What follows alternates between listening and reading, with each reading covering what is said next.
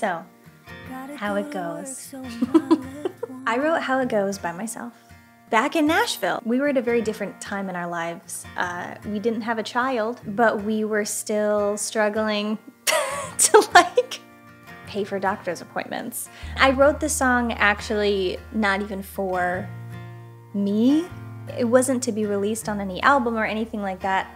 I wrote it as a part of my songwriting job with Meta. I was gonna just give it away. Sometimes when I'm writing songs like that, I feel like I am less precious about it, which I think can really be a good thing, and ended up being a really good thing in this song because I wrote it in like 15 minutes. And I remember I was listening at the time, for the first time really, to Phoebe Bridgers. I think it was the first time that I heard somebody write like just so plainly. She just kind of like says what she means, and then somehow it ends up being really profound at the same time. I had that idea in my head about how I wanted to sit down and write this song. It just kind of came out, and I feel like that's always a special thing. And I brought it to you, my wife, who is talking to me right now, and I was like, hey, listen to this song that I just wrote for Facebook.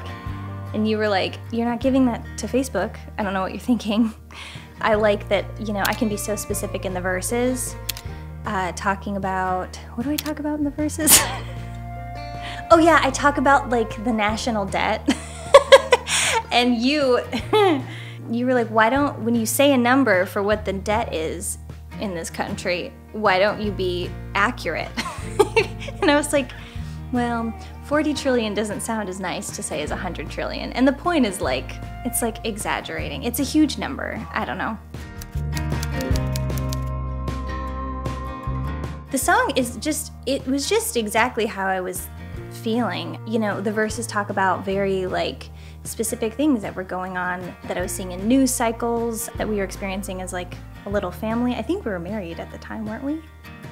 Just naming all these things that are like everyday stressors for the sort of like average American household, and realizing that like we have to make all these impossible decisions just to survive and just to choose like where we're gonna, you know, spend our time and money and energy. All of these things need to happen to make a life keep moving forward, but at the same time, while all that's happening, like I don't want to pay for the life I'm missing. I mean that metaphorically and also because pay. Get it?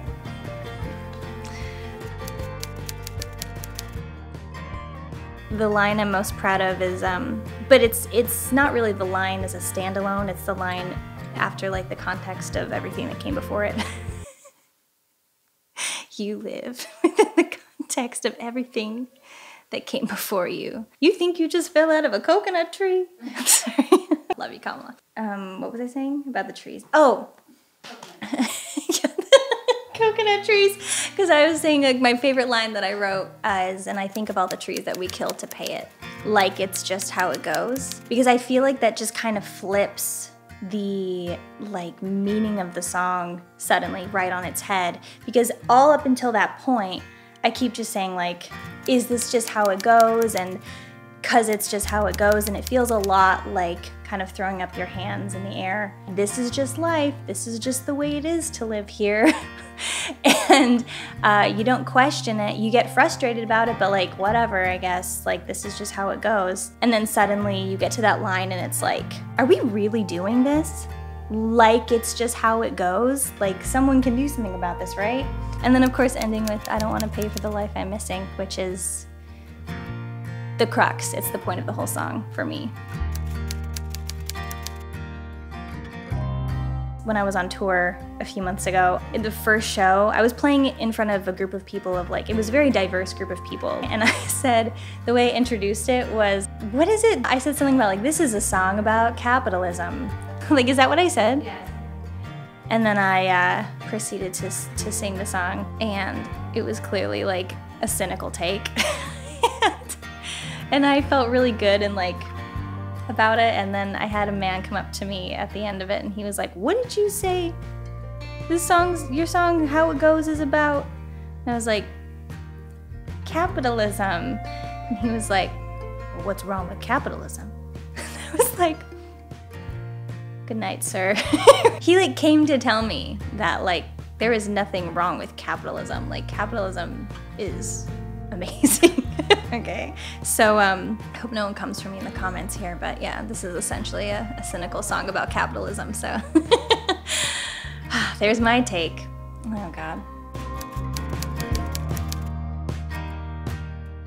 Recording How It Goes in the studio, it was the first song that we worked on, actually. I didn't want the sort of like musical undertones to feel somber. So it was important to me for it to feel a little bit like mid-tempo, upbeat, folksy. This is me with my little like brush snare drum sticks. A little bit more like life to it.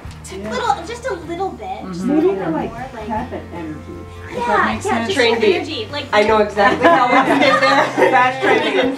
Yeah. Done. Yeah, and that's it. And that's just like a performance thing, but just to start it off like that. Didn't even make it through one. I worked with the incredible Megan Coleman on drums, Megan McCormick on guitar, and she played other instruments too. Yeah, Butterfly Boucher on bass. And originally we had some like other elements in there too, but I ended up just being less is more. Because number one, like, I wanted it to feel imperfect. I wanted it to feel alive. All the folksy elements that we have in there do exactly that and tell a story. We had a limited time in the studio and with these musicians. I know I started out pretty nervous. Like, I had never met them before or worked with them, and I wasn't sure how it was gonna feel. It had been a long time since I had been in a studio like that, recording vocals sort of live with the band, and so I was anxious about being able to be really present and engaged and perform that. And there was all this like sort of anxious excitement energy in the air. Yeah, we were still just like, we were figuring out like, what is this whole album going to sound like? And we were doing that through this song. And I remember in the first iterations of the song after production, I ended up asking for like a bunch of things to be taken out.